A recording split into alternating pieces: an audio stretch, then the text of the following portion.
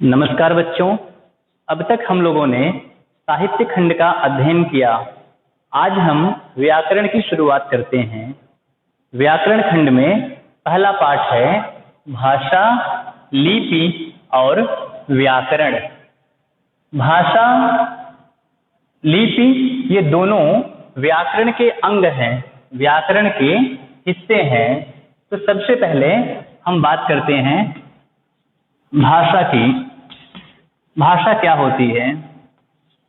हम सब जानते हैं मनुष्य एक सामाजिक प्राणी है और समाज में रह करके वह अपने भावों और अपने विचारों को परस्पर एक दूसरे से आदान प्रदान करता है।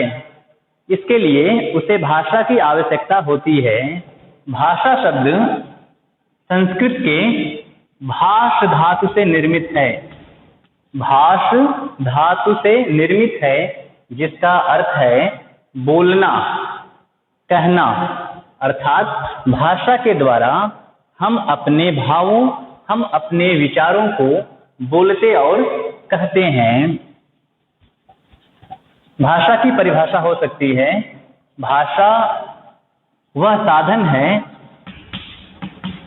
भाषा वह साधन है जिसके द्वारा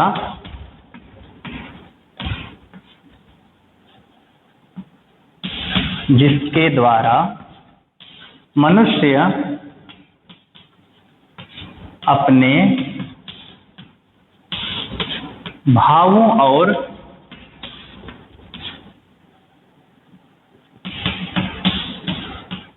विचारों का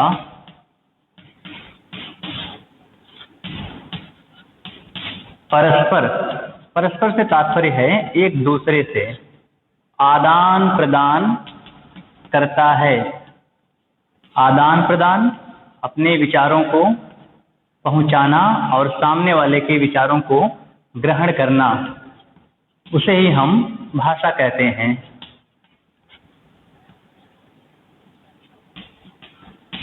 उसे हम भाषा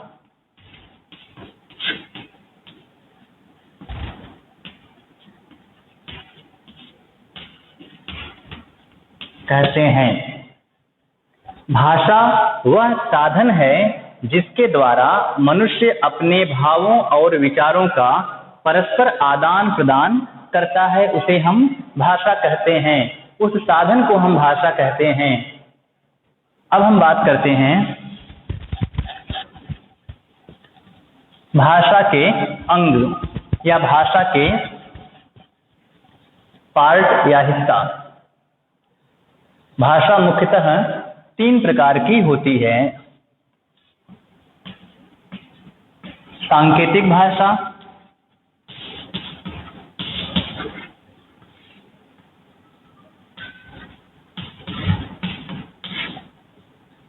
मौखिक भाषा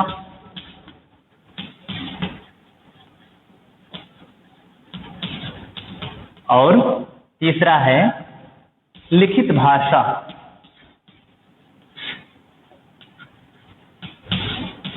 भाषा मुख्यतः 3 प्रकार की होती है, सांकेतिक भाषा, मौखिक भाषा और लिखित भाषा। सांकेतिक भाषा आप अक्सर देखते होंगे, ट्रेन आने वाली है या ट्रेन जाने वाली है, उस समय गार्ड के द्वारा झंडी से या लाइट के द्वारा इशारा किया जाता है और ट्रेन चल पड़ती है या उसे रोकने के लिए कहा जाता है तो ट्रेन रुक जाती है। वो एक संकेत होता है।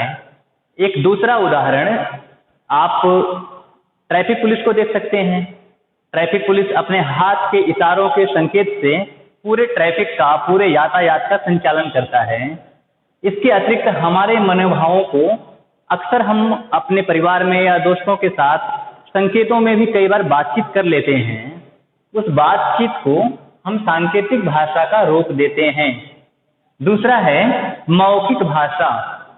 मौखिक, ये मुख शब्द में इक प्रत्यय लगाने पर मौखिक शब्द बना है, जिसका अर्थ है मुख से बोली गई भाषा। जो भाषा केवल बोलने के काम आती है, उसे मौखिक भाषा कहा जाता है। परिभाषा होगी कि जब मनुष्य अपने भावों और विचारों का आदान प्रदान बोल करके करता है तो वो भाषा मौखिक भाषा कहलाती है। तीसरा, लिखित भाषा। जब मनुष्य अपने भावों और विचारों का परस्पर आदान प्रदान लिख करके करता है तो वो भाषा लिखित भाषा कहलाती है। कुछ उदाहरण मौखिक भाषा के, जैसे भाषण, संवाद और भी बहुत कुछ हो सकते हैं। टीवी के कार्यक्रम, आप फिल्म देखते हैं, आप किसी से बातचीत करते हैं, कोई कार्यक्रम हो रहा है उसमें टॉक शो, ये सभी मौखिक भाषा है। दूसरा, लिखित भाषा। इसके कुछ उदाहरण जैसे पत्र लेखन, संवाद लेखन, सूचना लेखन,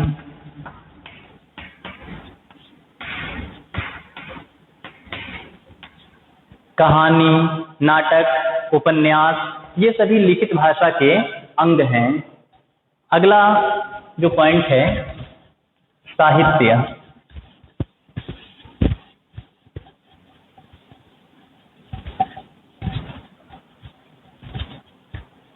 भाषाओं के विकास के साथ में साहित्य का भी विकास होता है, क्योंकि साहित्य सदैव भाषाओं से ही निर्मित होता है।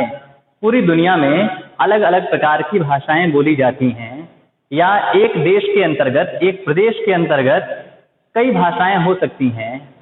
इसीलिए पूरे पाठ का नाम दिया गया है कि भाषा, भाषा के बाद आएगी उपभाषा या बोली, फिर लिपि और व्याकरण। तो अब हम बात करेंगे साहित्य की। साहित्य क्या है? मनुष्य अपने मनोभावों को जब उसे लिख करके संचित कर देता है तो वो साहित्य का रूप ले लेता है। इसकी परिभाषा होगी ज्ञान के संचित कोश को साहित्य कहते हैं। ज्ञान के संचित कोश को साहित्य कहते हैं। हमारे मन में या हमारे अंदर जो भी ज्ञान पड़ा हुआ है, जब उसे हम व्यक्त कर लेते हैं और उसको लिख करके एक जगह रख देते हैं तो वो हमारा संचित कोश साहित्य कहलाता है। इसके दो प्रमुख अंग हैं, गद्य और पद्य। गद्य साहित्य और पद्य साहित्य। गद्य साहित्य से तात्पर्य जो साहित्य कारक के नियामक या व्याकरण के नियामक के द्वारा तैयार किया जाता है, जैसे कहानी, उपन्यास, नाटक, आलोचना, ऐसी वो सभी प्रकार के लेख जो बिना तुकबंदी के लिखे जाएं, वो गद्य के अंतर्गत आता है।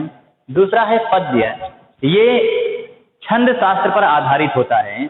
उदाहरण दोहा, सोरठा, चौपाई, बरवै, सवैया, ये तुकबंदी पर आधारित होता है, इसे हम पद्य कहते हैं। भाषा विज्ञान की बात करें तो उसमें ऐसी भी कविताएं आती हैं जिसमें तुकबंदी नहीं होता है, तो वहां पर इसकी परिभाषा हो जाती है कि सभी प्रकार के गद्य और पद्यमयी व्यवस्था जो हम अपने, जिसके द्वारा हम अपने भावों को प्रकट कर लेते हैं, वो पद्य कहलाता है। तो हम उतनी विस्तार से बातें नहीं करेंगे, केवल आपको जानना है कि गद्य और पद्य क्या है। गद्य से तात्पर्य निबंध, कहानी, उपन्यास, आलेख, ये सभी हो सकता है, और पद्य में आपकी कविताएं हो सकती हैं। तो साहित्य के अंतर्गत गद्य और पद्य को आपने समझा। अब आगे है बोली। भाषा का एक महत्वपूर्ण हिस्सा है। पहले आता है उपभाषा और फिर उपभाषा के बाद आती है बोलियां, जिसे हम बोली कहते हैं।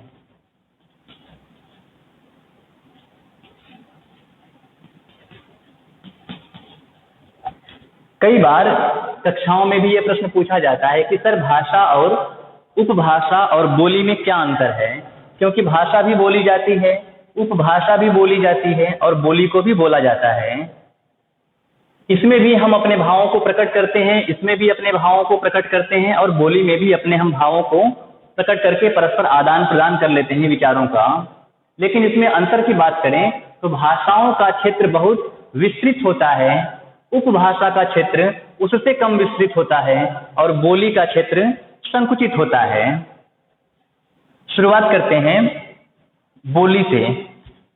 बोली का रूप हमेशा क्षेत्रीय होता है, किसी एक विशेष अंचल में कम भूभाग पर बोली जाती है, ये क्षेत्रीय होती है। बोली का कोई व्याकरण नहीं होता, बोली के पास कोई व्याकरण नहीं होता है, यह केवल बोली जाती है। जब किसी बोली में साहित्य की रचना होने लगती है तो वो बोली उपभाषा बन जाती है। उपभाषा में क्या होता है कि साहित्य रचना जब बोली में होने लगे तो वो बोली ना कहला करके उपभाषा कहलाती है। उपभाषा का भी व्याकरण नहीं होता, बोली का भी नहीं होता, भाषा का व्याकरण होता है, भाषा विस्तृत होती है, बोली संकुचित होती है। ऐसी बहुत सी भाषाएं हैं जो बाद में अपना आकार छोटा करके बोली बन गई और ऐसी बहुत सी बोलियां हैं जो अपने आकार को बड़ा करके भाषा का रूप अपना लिया। हमारे उत्तर प्रदेश में एक ब्रज भाषा है जो किसी जमाने में लगभग 500 सालों तक, मध्यकाल में सन 1300 से लेकर के सन 1800 तक, इतने बड़े काल में भाषा का रूप लिया था ब्रज भाषा ने।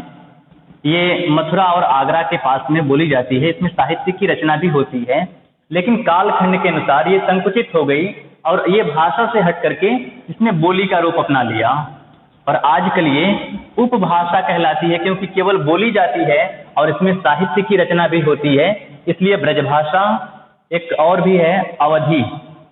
अवधी भी उत्तर प्रदेश के अवध की भाषा है, अयोध्या की भाषा है, जिसे हम उपभाषा कहते हैं। इसमें गोस्वामी जी ने रामचरितमानस की रचना की है। ब्रजभाषा में सूरदास ने सूरसागर, साहित्य लहरी, सूरसारावली की रचना की है। तो अपने विस्तृत साहित्य के कारण ये भाषाएं उपभाषा कहलाती हैं। इसी तरह से उत्तर प्रदेश की एक भाषा, एक बोली थी खड़ी बोली, जो मेरठ में बोली जाती थी। उसने अपना आकार बड़ा किया, उसका विस्तार हुआ और वो खड़ी बोली आज हिंदी की मानक भाषा कहलाती है। मतलब हिंदी का जो आज रूप है, जो स्वरूप है, वो इसी खड़ी बोली से विकसित है। तो खड़ी बोली जो कभी बोली हुआ करती थी, इसने अपने स्वरूप को विस्तृत करके हिंदी भाषा का रूप ले लिया और जो ब्रजभाषा किसी जमाने में भाषा हुआ करती थी, वो आज बोली या उपभाषा के रूप में संकुचित हो चुकी है। तो आप लोगों ने समझा भाषा, उपभाषा और बोली। अब हम बात करते हैं मानक भाषा की। मानक भाषा, मातृभाषा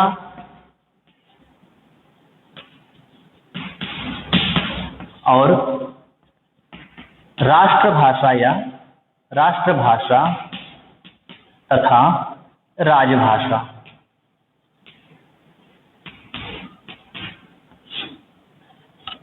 मानक भाषा क्या है, मातृभाषा क्या है?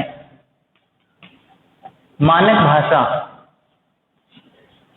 अगर हम हिंदी की बात करें तो भारत के अलग अलग अंचल में, अलग अलग प्रदेश में, अलग अलग हिस्सों में वहां की बोलियों के प्रभाव के कारण हिंदी के लेखन में या हिंदी के वाचन में एक रूपता नहीं पाई जाती।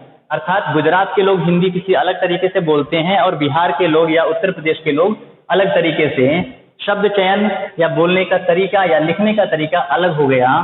इसलिए भाषा विज्ञानियों ने इसका मानकीकरण कर दिया ताकि धरती पर कहीं भी वो भाषा बोली जाए तो उसका रूप एक रहे, उसे मानक भाषा कहा गया है। जैसे अगर कहा जाए कि गई और गई, इन दोनों में एक मानक है एक अमानक है।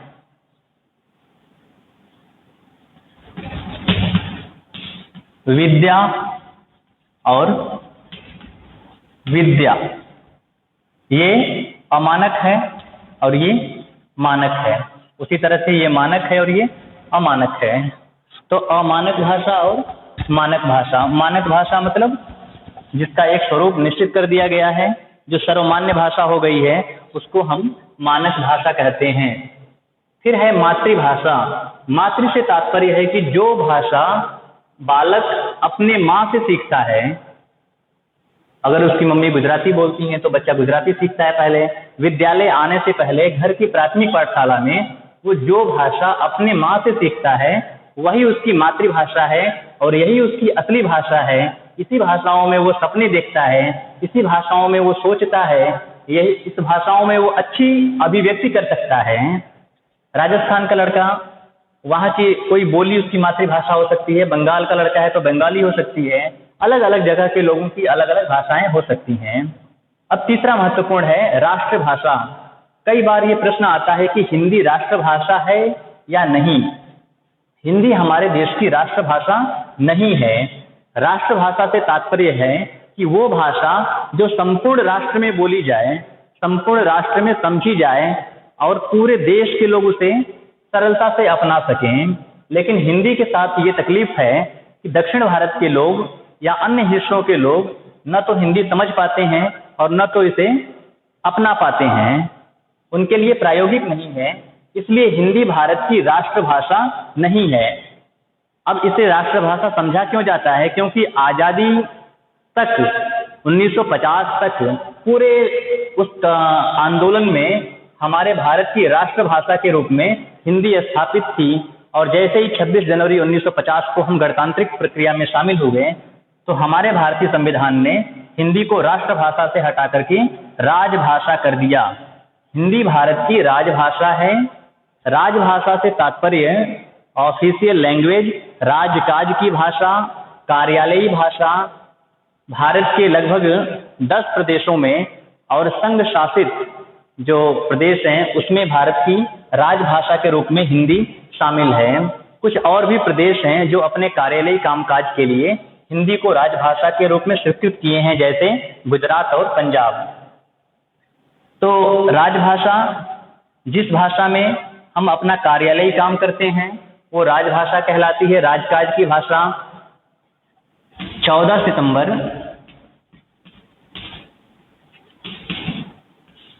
1949 को 14 सितंबर 1949 को भारत के संविधान ने अपने अनुच्छेद आर्टिकल 343, अपने अनुच्छेद 343 के तहत हिंदी को राजभाषा घोषित किया और इसीलिए हर साल हम 14 सितंबर को हिंदी दिवस मनाते हैं। यह प्रश्न महत्वपूर्ण है कि हम हिंदी दिवस कब मनाते हैं? 14 सितंबर को हिंदी दिवस हर साल मनाते हैं। क्यों मनाते हैं? क्योंकि 14 सितंबर 1949 को भारतीय संविधान ने अपने अनुच्छेद 343 के तहत राजभाषा के रूप में हिंदी को स्वीकृति दी। अब अगला विषय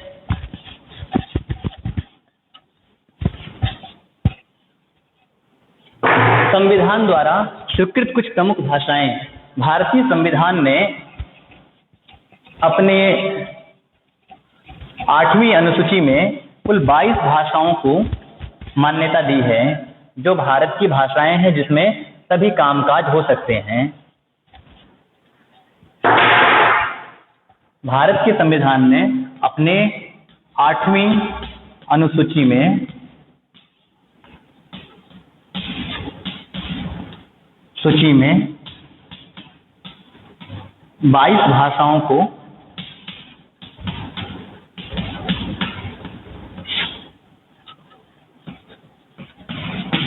मान्यता दी है।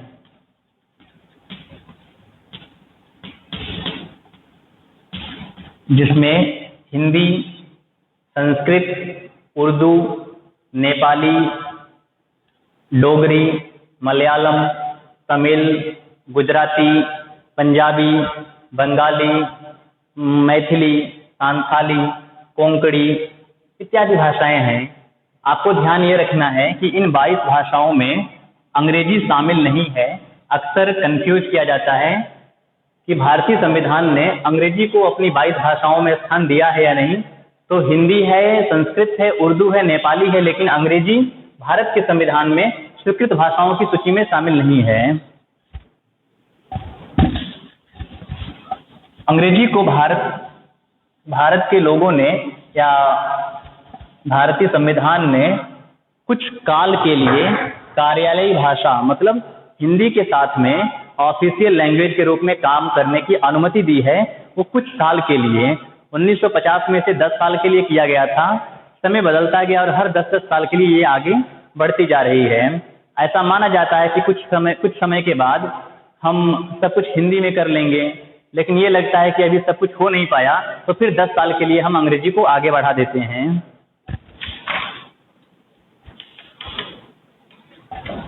अब है लिपि।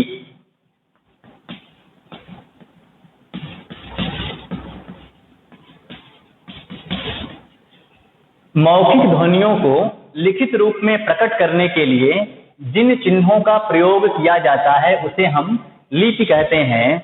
दरअसल प्रारंभ में जब मनुष्य ने बोलना सीख लिया, उसके पास भाषाएं आ गई, तो वो भाषाओं को सुरक्षित रखने की कोशिश किया और इसीलिए लिपियों का विकास हुआ। लिपि क्या है? वो ध्वनि चिन्ह है जिसके द्वारा हम भाषाओं को सुरक्षित रख सकते हैं। कुछ प्रमुख भाषाएं जिनकी लिपियां, जैसे हिंदी की लिपि, देवनागरी,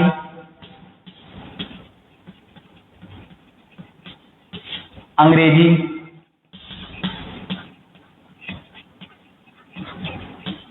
रोमन लिपि में लिखी जाती है,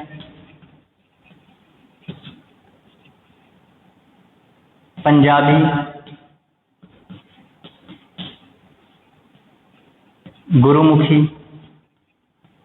गुरुमुखी लिपि में पंजाबी को हम लिखते हैं। उसी तरह से उर्दू, फारसी लिपि में इत्यादि। परिभाषा फिर से सुन लें। मौखिक ध्वनियों को लिखित रूप में प्रकट करने के लिए जिन चिन्हों का प्रयोग किया जाता है उसे लिपि कहते हैं। लिपि के द्वारा हम अपने भावों और विचारों को लिख सकते हैं, उसे आकार प्रदान कर सकते हैं। कुछ महत्वपूर्ण बातें। विचारों के आदान प्रदान के साधन को भाषा कहते हैं। भाषा के 2 रूप होते हैं, मौखिक और लिखित। भाषा का क्षेत्रीय रूप बोली कहलाता है। भाषा का मान्य तथा स्वीकृत रूप मानक भाषा कहलाता है। ध्वनियों के लिए निर्धारित चिन्हों को लिपि कहा जाता है। व्याकरण वह शास्त्र है जिसके द्वारा हम भाषा के नियमों को जान करके शुद्ध पढ़ना, शुद्ध लिखना और बोलना सीखते हैं।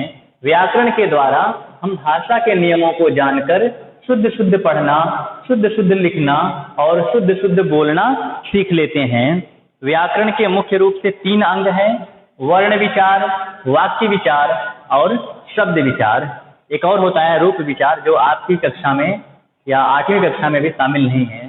तो अगले पाठ में हम लोग इसके बारे में भी विस्तार से पढ़ेंगे, वर्ण विचार के बारे में, शब्द विचार के बारे में और वाक्य विचार के बारे में। आशा है कि पूरा पाठ आप लोगों को समझ में आया होगा, भाषा, लिपि और व्याकरण। मिलते हैं अगली कक्षा में। धन्यवाद।